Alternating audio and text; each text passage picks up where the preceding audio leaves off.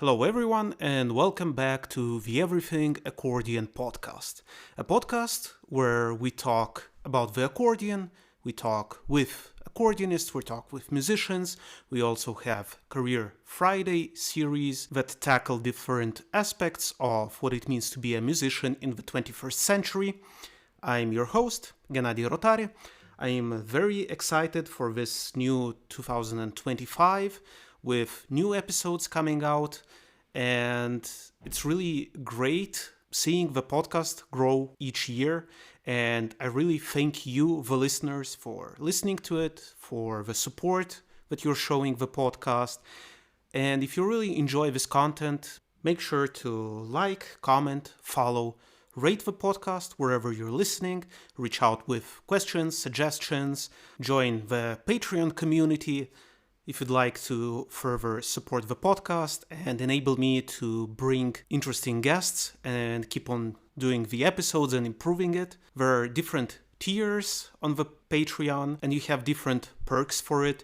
Now you will also have the video podcasts available to the listeners and supporters tiers. So for a one-time donation or a continued donation of $10 or $30 or euros, you get access to a lot of exclusive material like transcripts of the podcast, of the different episodes, the videos, behind the scenes moments with some bloopers here and there. You get early access to information as well as the access to the WhatsApp and the Telegram community.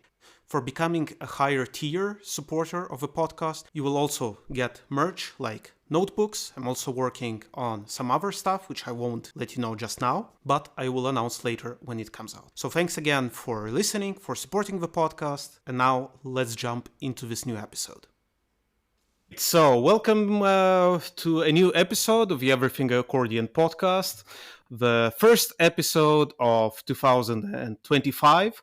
And I'm excited to have this episode for several reasons. First one, because it's the first time that we're doing video as well. And video at the moment is available to the patrons. So if you'd like to see also the video, go and become support the podcast on Patreon. And if not, the audio is available everywhere. Second reason I'm excited about today's episode is because we are doing an episode on an instrument that's similar, same family of instruments like the accordion, and it's the bandoneon. And in the past years, it has been gaining a lot of popularity, a lot of traction. Actually, many accordionists either try and play the bandoneon or switch entirely and just play the bandoneon. So today I'm excited to be talking to an Italian musician, a bandoneon player, Omar Caccia, who accepted to be on the podcast and talk a little bit about the accordion. Omar, thank you for being here and welcome to the podcast. Thank you. It's a pleasure.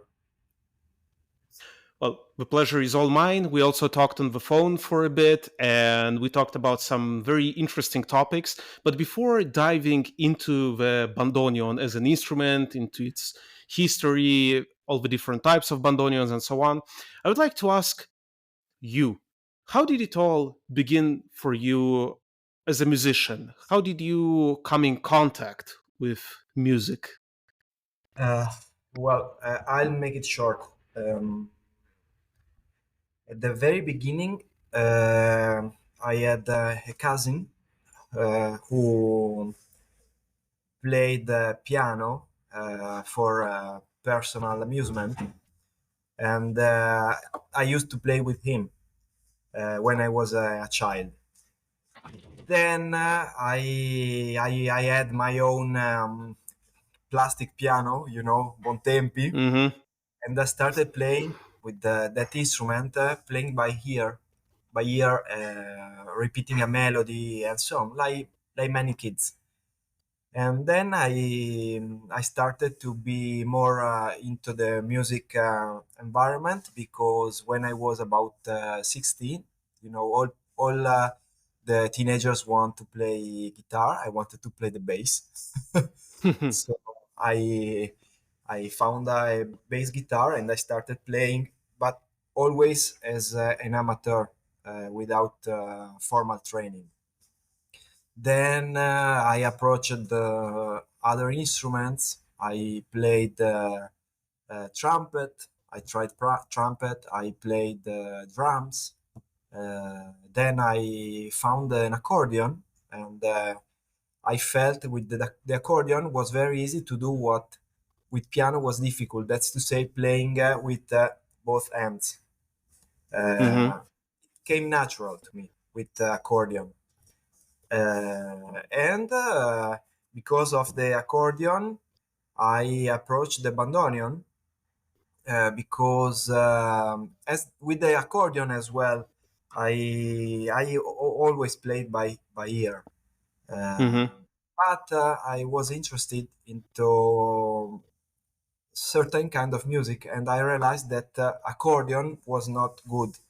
I'm talking about Stradella accordion, not free bass accordion. Mm-hmm. So So if free the bass, standard bass. Mm-hmm. yeah, maybe free bass accordion, it's okay for what was my purpose. But the free bass accordion is very big, very heavy. Meanwhile, I met the bandoneon, which is a little box, and you have three notes on both sides. You can make your own chords. You can play a lot of classical music, which was my interested. Where I was interested into classical music mainly. So I found one. It's not easy to find a bandoneon in Europe, but I found a bandoneon. I started with a specific kind of bandoneon, which is affordable in Europe. Is not the traditional for tango, but this is another story. Maybe we'll talk about this later. Mm-hmm. And I felt the need to study with a teacher. So at first, I studied with Francesco Bruno, which is an Italian bandoneon player living in Parma, one of the first in Italy. Mm-hmm. Uh, then I met a video of Rodolfo D'Aloisio, which is a teacher at the Buenos Aires Conservatory. Now he is retired, but at the moment he was teaching. And I said, I must study with him. So I decided to move to Buenos Aires, and I joined the conservatory. And at last, I studied with him. Mm-hmm. So this is, in short, my story with instrument with bandoneon. In short, Short but intense. I mean, like looking for something for your expressive needs in a way, until you found this, let's face it, rather particular, special instrument. Um, and to kind of follow that dream, that wish, that will so intensely that you decided to change continents completely and just go and live in a different, different country. I think in Europe it's quite normal. You just take and move, I don't know, from Italy to Germany or from Italy to France to Spain. But like to go to a completely different part of the world, at least the way I imagine it. I've never been to Buenos Aires. Then maybe you will tell me about the environment there, because I would really love to visit at some point, but I'm still not sure when. So yeah, no, it's I I found it amazing on the phone when we talked before recording, and I find it amazing to hear it again.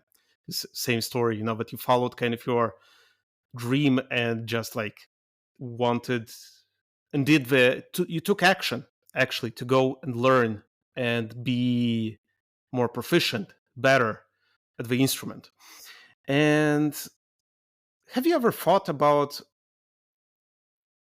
like bandoneon? Yes, but maybe doing another, like maybe returning to the accordion at some point, or was it just like love 100%? well, I never stopped playing piano. Actually, Mm-hmm. when I started bandoneon, I was forced to study music because bandoneon, of course, you can play bandoneon by ear. Many bandoneon players play by ear, and Mm-hmm. it's okay. But I said no. This is the time the time for me to study music. Mm-hmm. So, for example, the piano is, in my opinion, the best instrument for harmony. Mm-hmm. So that's why when I started bandoneon, I s- I started to play more and more piano. About the accordion, now I'm considering taking it back because I think that the possibility of the accordion, for example, is the registers. You Mm-hmm. don't have registers on the bandoneon, so you have just one Mm-hmm. sound, and that's nice because with one sound you are forced to find acoustic solution in another way. You understand what I mean? For example, Mm-hmm. Mm-hmm.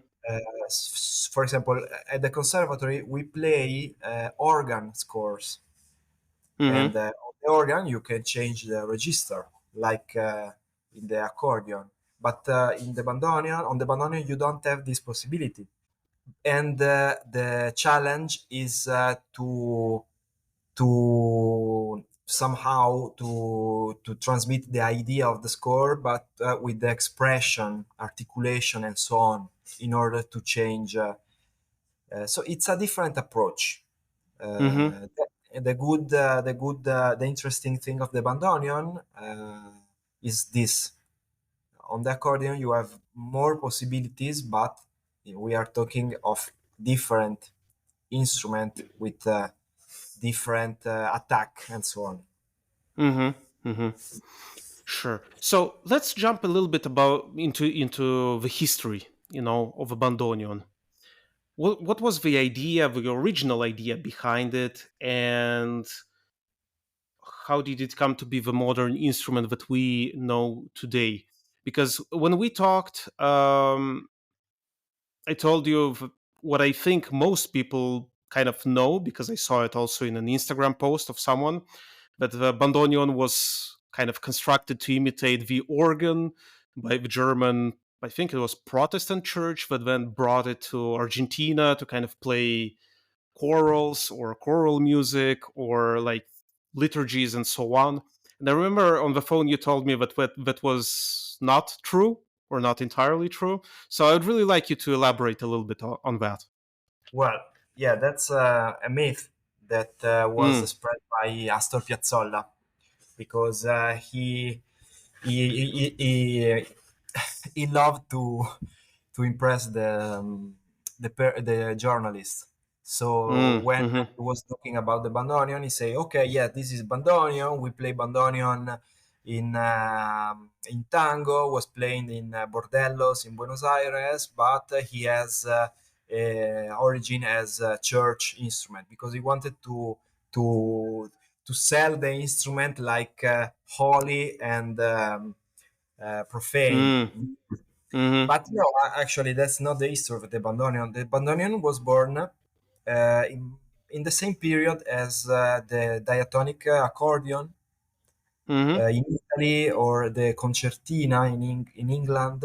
Actually, the most the relative of the bandoneon is the concertina, German mm, concertina, that was invented to play folk music, folklore. mm, mm-hmm, And the idea was to have a little instrument with some chords opening and some chords closing, like the diatonic accordion, in order to maintain the instrument little and mm-hmm, to play in some keys. So the first bandoneon had no the chromatic possibilities, was a very limited instrument. mm-hmm, We are talking about 1840, 1850. I'm not mm-hmm, sure about the exact year, but that's the period. So, as I mm-hmm, say, same period as concertina, diatonic accordion, and so on. mm-hmm. Then, yeah, Yeah, no, because I was thinking like the accordion was patented in Vienna officially in 1829. So yeah, we're kind of talking more or less on the sort of same period, same timeline as the accordion. But again, there are a lot of variations. Like for example, I teach in Switzerland and in Austria, and here you have like a diatonic instrument that they call the Schweizer Örgeli, which is kind of the same, bisonoric. So for the people, who don't know how it works, basically when you press a button on the opening of a bellows, it's one sound. The same button on the closing is a different sound, and there are different variations on that, and it can also be tuned in different tonalities. Yeah, I like to think that Bandoneon is a son of 19th century technology because Mm-hmm. before it was possible to work metal in such a way in order to to make reeds and so on. So it's Mm-hmm. son of that technological period. So let's say that actually the first bandoneon, yes, now I remember, the first bandoneon is 1860. That was called Mm-hmm. bandoneon because Heinrich Band took the concertina by Ulig, that Mm-hmm. was the German who invented the German concertina, and he started to change a bit the order of the keys on the keyboard to add more keys and to sell it as bandoneon because probably accordion bandoneon, that's the theory Mm. behind the and the instrument at the beginning was quite limited, but during time many bandoneon players started saying, okay, I need an extra key here, I need another key here, and the bandoneon became a complete chromatic instrument, opening and closing, but Mm-hmm. it had the problem of the chaotic keyboard, which is Mm. the main reason why it scares so much accordion players, especially. Yep. piano, Yeah, play, absolutely. piano player they feel more comfortable. Accordion players they I can but confirm. I tried it. It's without a diagram in front of me, I would like get lost. It's a dark forest for me. okay, a good news for the accordion players is that there are many kinds of the bandoneon, and there is one kind of bandoneon which is called peguri. It Mm-hmm. was invented in France by an accordion player because in the 20s it was very popular. Tango was very popular in France, and many accordion players wanted to play tango and bandoneon, but was very difficult with the traditional bandoneon. So this French accordion player modified an existing bandoneon and created a bandoneon which has the same uh, order of the chromatic of the button accordion and with Mm-hmm. the same sound opening and closing. Mm-hmm. And Okay. in my opinion, this bandoneon has exactly the same sound of the bandoneon. Mm-hmm. Uh, there are several bandoneon players that really can play everything on that bandoneon exactly as with the traditional one. So Mm-hmm. it's a good approach. It's an easy approach, especially because now the bandoneon is starting to move outside of tango. Uh, Mm-hmm. and a lot of people, for example, want to play bandoneon because of its sound, not for tango, and they are interested into jazz, for example. And Mm-hmm. improvise with the traditional bandoneon is very difficult because you have actually to learn a lot of scales. You don't repeat Mm. scales like on piano or on accordion, so you have to memorize each scale one by one and each chord and opening and closing. So And everything closing, exactly. Mm. everything multiplies by two.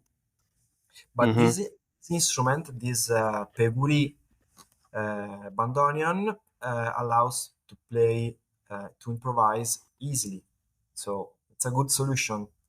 Uh, Mm-hmm. I'm I'm not a fanatic saying that no, you have to play that bandoneon. As I told, I started with another bandoneon with the Mm-hmm. 144 because Mm-hmm. in Europe it's not easy to find a 142, which is the official tango bandoneon. Mm-hmm. What does Uh, it mean? 144 and 142. yeah, 142 is because you have 71 keys and Mm-hmm. you have each key has two possibilities. So you Mm, take the okay. number 71 and you multiply by 2, so you have 142. And the other Mm-hmm. 144 is because you have 72 keys. Mm-hmm. And the 144 was a bandoneon invented in 1924 because at that time they have many bandoneon keyboards and they wanted to unify all the bandoneons in just one system for Germany. And so they invented this Einheits bandoneon. Einheits means unity, I think, Mm-hmm. in German. Yep. And the idea was to have just one kind of bandoneon. But the problem is that in Germany, the instrument had great popularity, Mm-hmm. especially because in the bandoneon orchestras you cannot play with other instrument different from the 144. But Mm-hmm. in Argentina, the 142 was the main instrument with many years of tradition, so it was impossible to change system for tango. Understand? Mm-hmm. Yeah, yeah, yeah. Yeah, well, if I remember correctly, Argentines are remarkably sturdy when it comes to change. Even to Piazzolla said in Argentina, everything can change, but not the tango. And probably like everything can change, but not the bandoneon, you know? So maybe that's kind of a mentality. Well, we need our certainties in some things. But Yeah. yeah. Mm, Is it true that the literature is written on the 142? There was literature for the 144, but that instrument was abandoned. Uh, mm. at the moment, just a few people in Germany played that instrument, and me. But I'm moving to the 142 just for one reason. Well, actually, two reasons.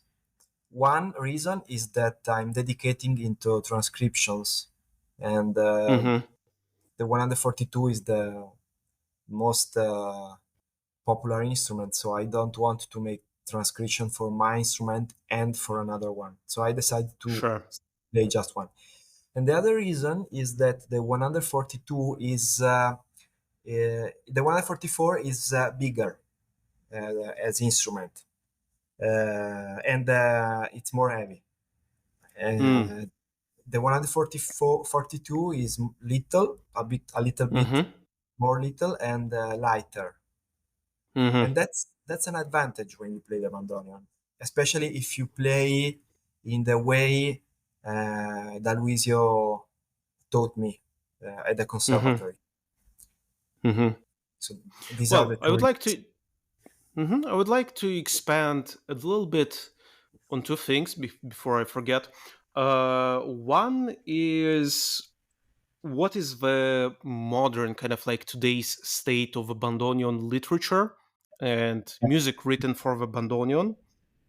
Um, because I think for most people they hear it in tango ensembles or tango orchestras or playing tango, and that's immediately recognizable.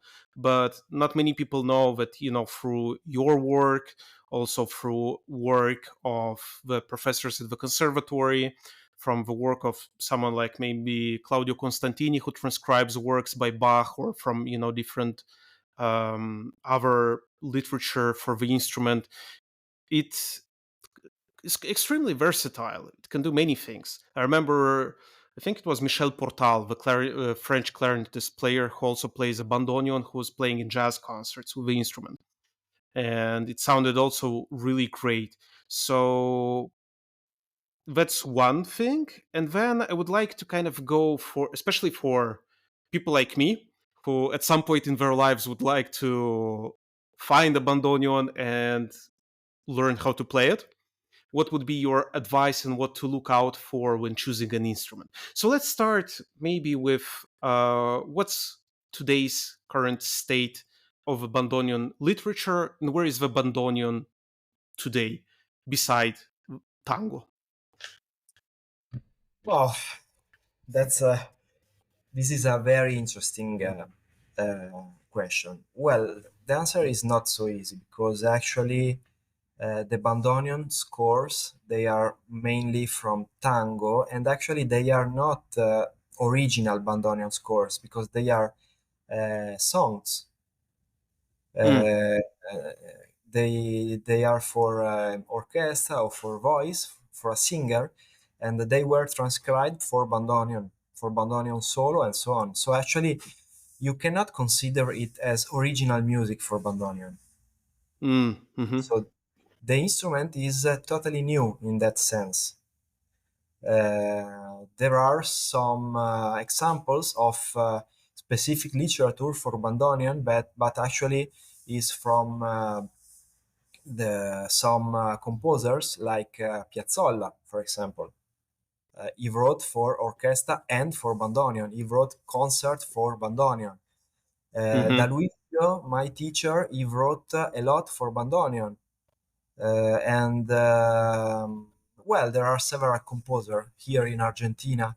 There is Juan Francisco Jacobe, who was my teacher's teacher. He was not a bandoneon player, but he was a great composer, and he wrote mm-hmm, for bandoneon. And he was a modern style composer, so he wrote modern music for bandoneon. So nowadays, the situation is changing a lot because more and more people are interested into bandoneon by itself. mm-hmm, Uh, so many people are composing for bandoneon brand new scores specific for the bandoneon. Okay, maybe with a tango flavor or other kind of flavor. For example, there is this bandoneon player, Italian bandoneon player living in Denmark, and he plays jazz. He plays bebop with bandoneon mm, or mm-hmm, bossa. He gives to the bandoneon scores a specific jazzy flavor or bossa flavor. As you told, it is a very big universe to explore. So I would say to say some numbers that still 90% of bandoneon literature is from the past, especially from tango. mm-hmm, As I told before, there was a huge amount of literature in Germany, but that literature has been lost. I have some books from the 20s, from the 30s, from the 50s of German bandoneon, and they played a lot of classical music. And they had original scores for bandoneon that generally were folklore music, okay? mm-hmm, But they started to write for bandoneon. Um this is the situation nowadays. Uh, about the second question, if someone would like to start playing the bandoneon, I wrote a specific article on my blog about that. Um,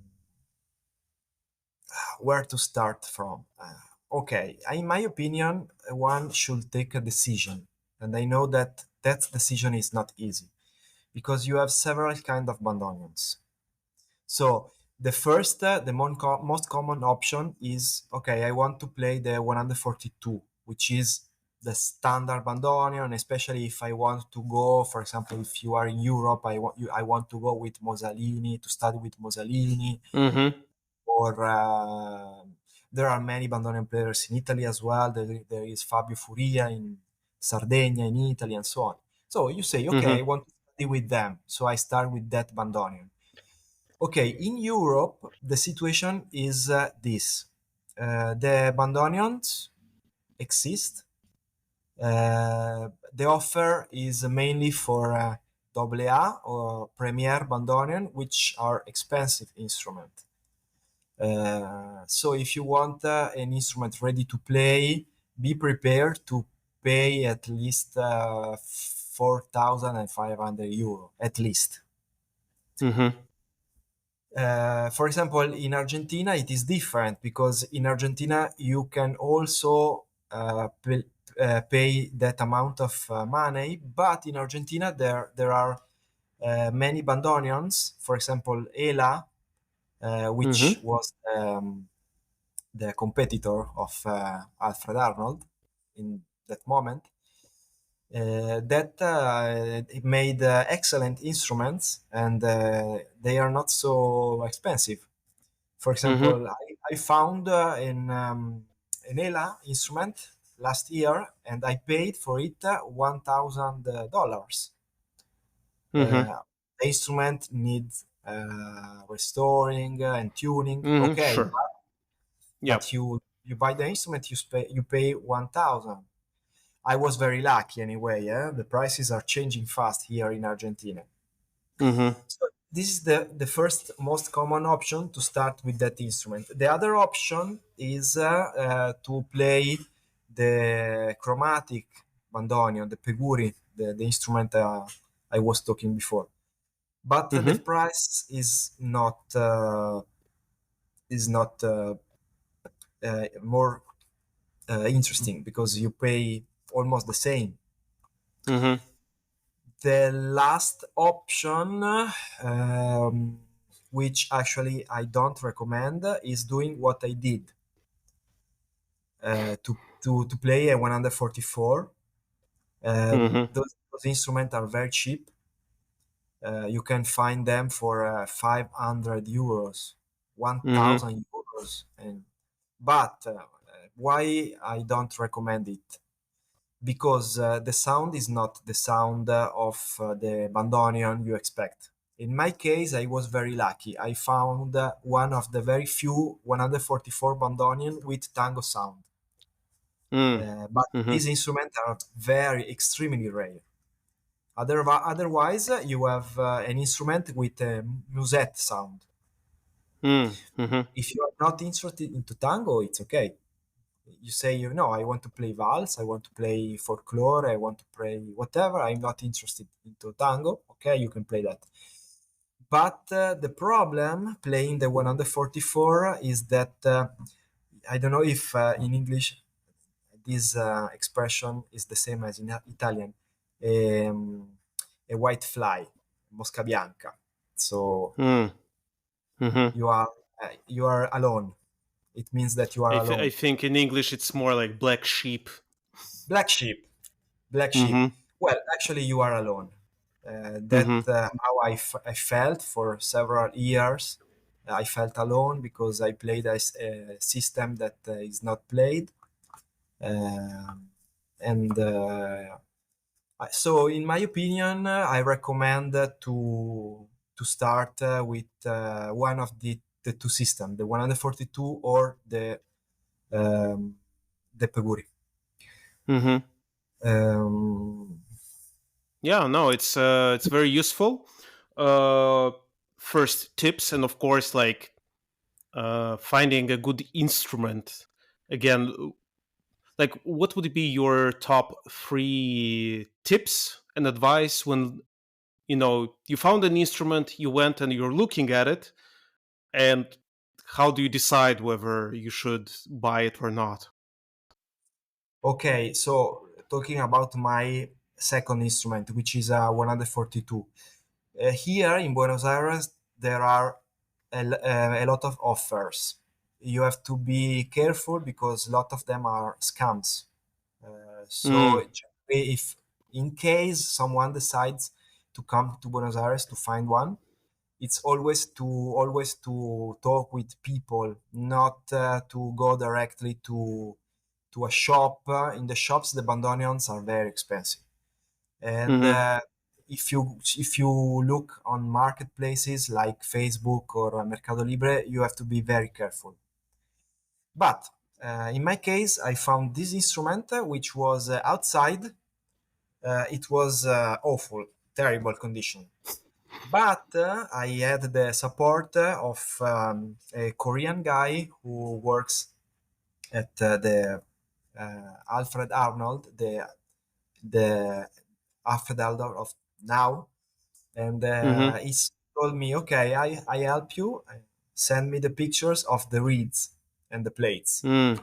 So I sent him the pictures during my uh, my buying action. Visit. Mm-hmm. Mm-hmm. Yes, but during my visit, the seller was very patient with me, and he told me, "Okay, buy it." And actually, I was very lucky because this instrument, I paid it a reasonable amount of money, but the Mm-hmm. instrument needed full restoration and full tuning. So I Mm-hmm. bought it. Then the instrument passed to a process of changing the bellows. Then I restored totally the keyboards and the mechanics. At Mm-hmm. last, I tuned it. Now it's a very good instrument. So if I sum all the amount of money in the entire Mm-hmm. process, I reached about 4,000 euros. Yeah, So yeah. at last, I paid the same, almost the same that in Europe. Mm-hmm. But I had the possibility to do that during time, so to spend a bit, not all together. Mm-hmm. So Sure. that's another So would possibility. so would you say that at that point, like kind of the heart, the soul of the sound are the reeds and like the metal plates inside? Because I remember talking to someone. These are the hearts of the sound. Mm, The the, bandoneon player. he, I saw. Omar was showing his hands for people listening on audio. No, The hands really, are the soul. Mm-hmm. really, it's like with bicycle. I like to go with bike. Uh, Mm-hmm. if you are a good biker, you can ride a gate with wheels. But uh, Mm-hmm. if you are a poor biker, so in my Mm-hmm. I saw people playing here in Argentina. I saw people playing bandoneons in very bad condition, but the bandoneon player was excellent, and Mm-hmm. that bandoneon was really, really, really sounds well. So maybe this is an extreme idea, but in my opinion, the bandoneon importance is Relative. 30%. Okay. Mm-hmm. 30%, because if you know the instrument, you understand the capabilities of each instrument, and how the instrument reacts, and you understand how to make it play, how to make it sound well. So this is talking about the 70%. Now let's talk about Mm-hmm. the 30%, the instrument by itself. Mm-hmm. um, the reeds must be in very good condition. That's to say, the instrument has not tuned many times, because every time you tune it, you remove metal, Mm-hmm. and uh, the reed loses its flexibility and Mm-hmm. starts to be rigid and not to vibrate very good. And reeds and plates are the most important factor in the bandoneon. All the rest, you can replace it or restore it. But if the reeds and the plates are in good condition, you are sure you will have a good bandoneon. Mm-hmm. Because now I remember I was talking to someone who basically went to with a bandoneon. I think he went to Cremona in Italy, where all the most famous violins and cellos are built with a big tradition. And he basically ordered for the bandoneon that the box, like the wooden parts, would be made in Cremona by someone who was an expert violin maker, so that the sound would resonate even better because they have a long tradition of working with wood. So the resonance chamber would be even better at that point. Well, So, yeah, that's what do you think interesting. about this? Uh, I don't know. Remember that the bandoneons most people play, they have 100 years, 90 years. So the wood is very old. So I Mm-hmm. think that part of that sound is for the old wood. Mm-hmm. I don't know. I am not very expert in this area. Uh, Sure. Yeah, no, Look, me as well. I mean, it's interesting to kind of talk and see about these things also because like mm, I've had experiences where an accordion would be similar, built in the same years, same model, same process, sounds completely different. yeah, look, Nobody knows why. with the Bandoneon is quite complicated because it is common to think that certain brands of Bandoneons are better than others, or certain periods of Bandoneons construction are better than other. Okay, let's say that in general, any Bandoneon built after or during Second World War doesn't sound very well. But that's easy Mm, because they had in Germany they had to give all the best metal to the military industry. And makes sense. yes, and most of the men went to the war, so the production was led by women that had no experience. So that's why the bandoneon of the war period, Second World War, of course, they are not good instrument, and the same for the after war. So after war, someone decided to keep the production, but the quality was not was poor. So I'm not talking about the instrument built now because Mm-hmm. they are totally different instruments. They are very good instruments. But it is very common to among the bandoneon players to look for a bandoneon, a pre-war bandoneon. Mm-hmm. Okay, so if we are talking about that instrument, it is common to think that, for example, Alfred Arnold is the best brand, absolutely speaking, or the zinc plates bandoneons are the best, absolutely speaking. Well, actually, that's not true uh, Mm-hmm. because the factors that influence the quality of a bandoneon are several. Remember that it's not like with a phone. If I take this phone, it's is exactly the same as a phone from the same brand or from the same line. No, the Mm-hmm. bandoneon was built in a semi artisanal production line. So a lot of the process was industrialized, but a lot of the process was uh, uh, ruled by craftsmanship. Okay, Mm-hmm. Yep. so the factors are several. So, for example, there are a lot of ELA bandoneon with aluminum plates. Generally, no one wants this instrument, but there are ELA aluminum bandoneon that sounds very, very, very good, even better than Mm-hmm. some AA. So there's Mm. not a rule. There is not a rule. You have to approach the single instrument to try it to see how you feel with it. Yeah, I think it kind of resonates with what we have in the larger accordion world because of course you have many brands which are good and famous and well known for their quality, but sometimes then and again you might find an instrument that kind of fails to deliver on that quality. So yeah, I think it's very personal. I've had a pupil asking me, "Oh, what brand should we take of the accordion?" Like, I cannot really suggest a brand. I can tell you which ones are good from my experience, but you always need to go and try it.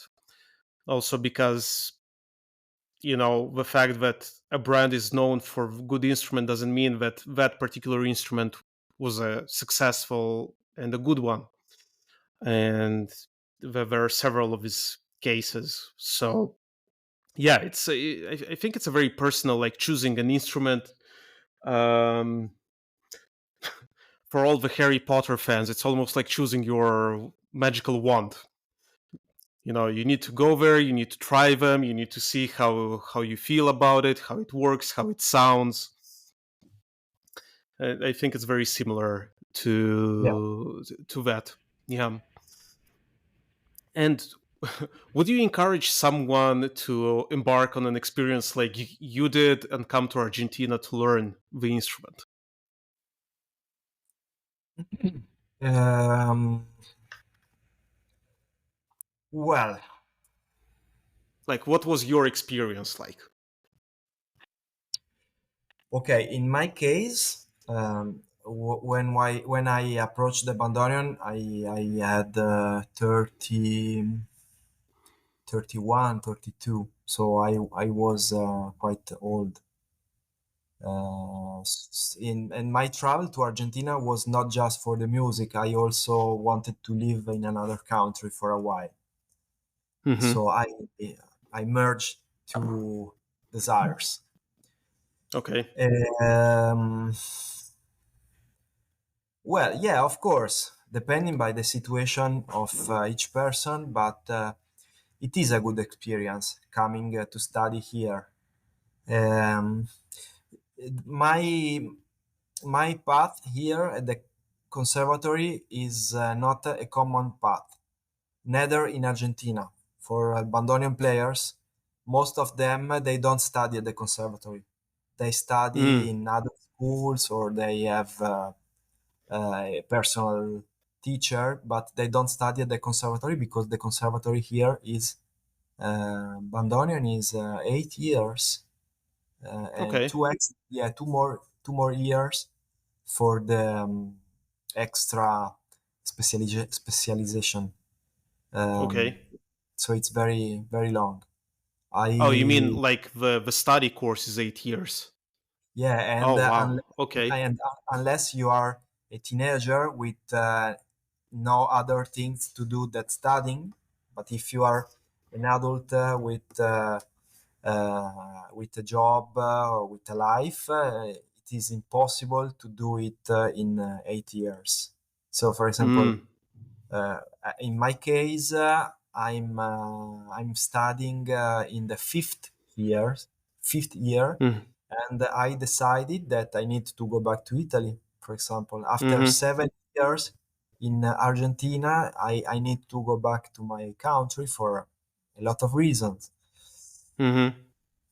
In my opinion, studying here it has got sense if it takes at least 3 years, because otherwise you won't understand what you are doing. Because Hmm. here you start really from the base, from zero. So Hmm. you take the bandoneon and you start playing long notes, and maybe you see that another bandoneon player that doesn't study at the conservatory, after 1 year he can play adios nonino and you are playing Hmm. long notes. but Hmm. with time you understand why, because he Hmm. gives this training system gives you a very solid foundation. But well, Hmm. of course you understand me because you studied accordion. It's the same, no? Many accordion players they play by ear or playing at parties, but Hmm. if you ask them to play a concert, they don't know how to start. And it is the same for bandoneon players. If you play tango or so on, it's okay, but then you are supposed to play Scarlatti. Okay, Hmm. solve Yeah. it. Good luck. Yeah. Yeah. Yeah. Good luck. Absolutely. Mm. So, in my opinion, I was not so interested into tango, so that's why I decided to do this. Other people, if they want to approach the bandoneon to play it to get satisfaction, they can study with a teacher in Europe. There are several schools in Europe now, Hmm. France, Italy, so they can approach the instrument there. There are Hmm. several excellent teachers. So Yeah, and I think nowadays it's easier to find because until I think 10 years ago, the only was Netherlands, maybe Amsterdam, but had it also like at a conservatory level. But as you mentioned, like now in Italy, in Cagliari, in Sardinia, there's Fabio Furia who is teaching there. There are also several others. I think Mussolini in France is also an option. And I've seen also in Switzerland a lot of bandoneon players. So yeah, I think there's different available options. yes, yeah. In order to resume my experience, it is a conservatory experience. So you approach the instrument if it like the piano, for example. Hmm. So you are supposed to play anything with the bandoneon, like for a piano player. Uh, Piano player, unless unless he wants to work specifically on Bach, he plays Hmm. everything, and he can play everything. It's the same for us at the conservatory. We start playing during our program. We play from Baroque to contemporary music, and that's Okay. open your mind on the instrument. Hmm. Hmm. So Yeah, no, it's a very how can I put it, organic approach. But as you mentioned, like building a foundation. Also, since you have four different keyboards basically to learn and to make your own. Have it in your hands, have it in your body, create this automations basically. yes, Because I remember I was trying to play, I think, the second movement of Aconcagua by Piazzolla on the bandoneon that I had. Uh, and I remember I played a wrong note. My first instinct was to change the button because that's what you do as an accordionist. You press something wrong, you change the button. And you move then next. I changed. Yes, I changed the button. It wasn't that. I changed the bellows. It wasn't that. It got even like more wrong. So it's like, okay, so I need to stop simply because maybe the button was right, the movement of the bellows was wrong. It's a completely different reflex almost. Because when I go on stage, I'm confident in my instrument. I know my body. Like even now, if you ask me to point to, I don't know, G in the second octave, and I place my finger here, I'm pretty confident, 99%, that if I take my instrument, it's exactly there. Simply because I've built kind of this closeness to the instrument. And it takes time because, like, theoretically, maybe, like, if you learn those, but 60 minutes of music, in 2 years, you could play a concert near perfect. But then when you would need to kind of do something else, then it's again like, okay, note for note, they need to sit there and create the automations again.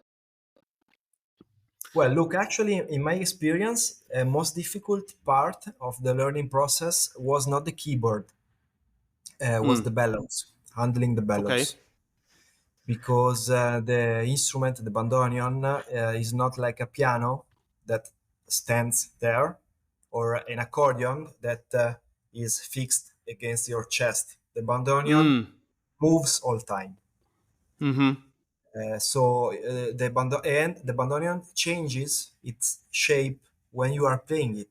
So playing the bandoneon here is not playing the bandoneon here with wider opening. So it is another Mm-hmm. bandoneon. That's what I mean. Mm-hmm. Mm-hmm. And the bellows, to understand how the bellows react, how to control the line of sound, the column of air in the bellows is, in my opinion, in my experience, was the most difficult part because the keyboard, okay, it's difficult, but you achieve it. It's memorizing it Mm-hmm. most. But about the bellows, the difficult part is to understand the effect you want to achieve, the Mm. possibility you have, and if you don't know those possibilities, you don't know how to achieve it. So Mm-hmm. that's why I I underline the importance of studying other repertoire, Mm-hmm. because several uh, aspects to handle. For example, Mm-hmm. playing a counterpoint baroque score, you need to play it continuously, and in order that you don't understand the change between opening and closing, and that is Mm-hmm. difficult on the bandoneon because the bandoneon moves while you are changing the direction of the bellows, and so you have to learn how to control it in order to close Mm-hmm. without to show that you are changing the Mm-hmm. direction of the bellows. Or, for example, we play Yeah, no, scores from. sorry.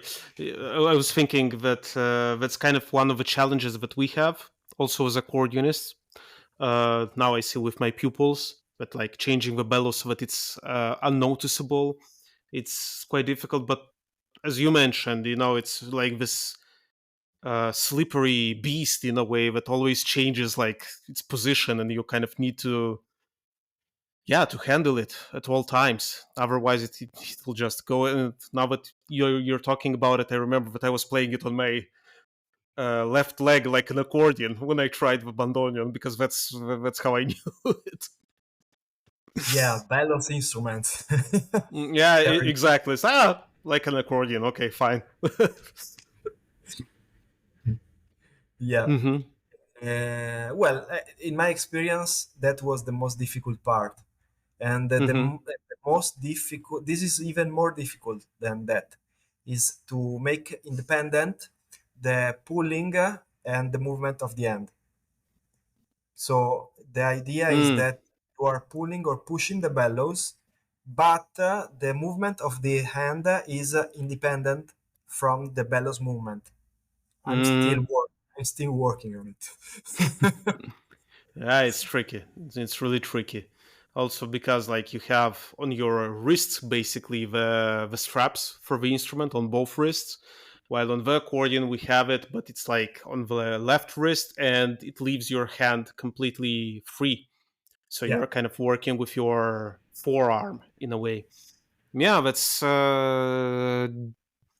details that I never thought about, and I'm sure there's a universe to learn. Unfortunately, we cannot talk about everything in this episode, but I would really love to have you again on the podcast at some point in the future, hopefully in person, as you're moving back to Italy, to Europe. So I'm sure we will manage to meet up in person.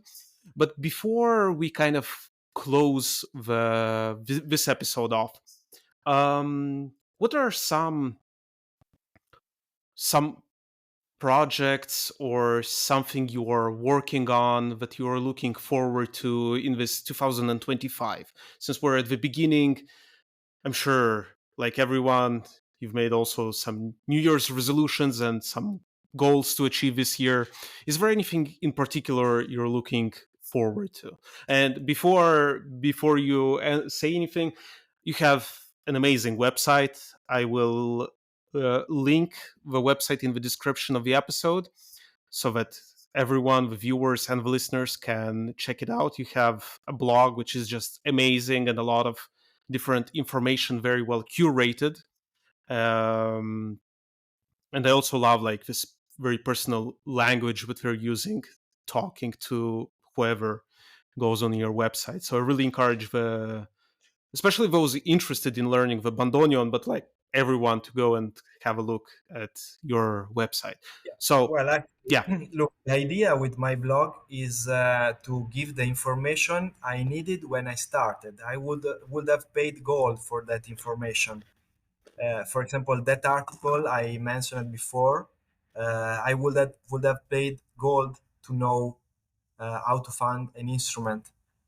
Mm-hmm. So I just write in order to allow people which are in the same situation like I was Mm-hmm. to to to have an idea, to have a point, a starting point, you know.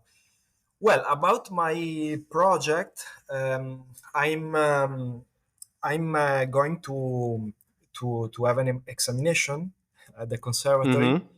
in um, in 1 month. Then I'm in the middle of a transition to one bandoneon to another. Mm-hmm. So I want to take this year to know the other instrument. That's to say, playing cadencias, cadence. Well, Mm-hmm. to know the instrument. Mm-hmm. Then I'm working on my transcriptions. I'm interested into organ transcription for organ, organ Mm-hmm. transcription for bandoneon, and other things, symphonic. My idea of the bandoneon is a polyphonic instrument. I That's the Mm-hmm. instrument, the aspect I love most of the bandoneon. That with just two hands and eight fingers, you can play the full register of an orchestra. So you split, for example, the left keyboard, you split it in two, and you have the pedals of an organ or the bass of the orchestra, and you have the middle register of the organ or of the orchestra. And here you have Mm-hmm. possibility to play two voices. So that's the Mm-hmm. interest, the aspect I'm more interested into. So Mm-hmm. I'm working on that. I will work on that. Great. For, Yeah, no, it's amazing, and I'm looking forward to seeing and hearing like what you will be writing and like creating the vlog about. And I encourage everyone to follow you on YouTube, read your website regularly. Where can people find you except for your website and your YouTube? LinkedIn. Great. I don't So I don't we're very use professional. I don't use social networks. Okay, great. Yeah, So email, like the most direct way to contact you. yeah. I Great. love email. I'm old generation. I love email. Me too. And Yeah. Great. Well, Omar, this has been very insightful, very instructive, and I feel like I've learned a lot about the instrument about which I kind of thought I knew something, but yeah, it just hits different when someone like you gets deep into the instrument and explores it and also tries to bring to light the different capabilities and characteristics of the instrument. So, thanks again for accepting my invitation on the podcast. It has been great talking to you, and I'm looking forward to us meeting in person in Europe this year. yeah, me too. It was a pleasure. We gave a lot of information. I hope I didn't confuse more. But in any case, I'm here. I always answer to all mails I receive because I love to talk about these instruments. So if Hmm. anyone has question, I'm here. Now, I think you've shed a lot of light today on a very um, complicated topic, also because also like with accordion, that we have so many different systems that, when we talk to someone, we're like, all right, but we have button accordion, then we have a segriff, then we have a begriff, then there's also like the Finnish system, but it's kind of like different. So it's really, one can get lost. And having some guidelines, as you were saying, um, having the information that you knew you needed and you wanted to have some years younger, or like some years before you started on this journey, is kind of similar to what I'm trying to achieve with the Career Friday episodes, or with my blog, writing about what it means to be a musician, to kind of self manage yourself. Also, because there's a lot of trial and error when I was a student.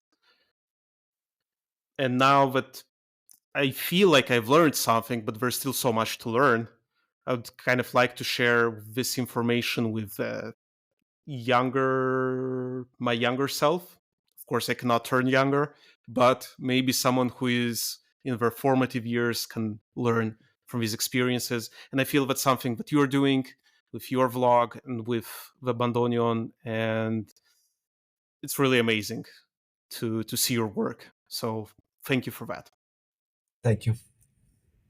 Thank you for listening to this episode. Reach out with comments, suggestions, listen to the other episodes if you haven't done so yet. Feel free to reach out to me on social media, send in an email. You can also send in a voice message if you'd like. The link is in the description of the episode, right at the bottom.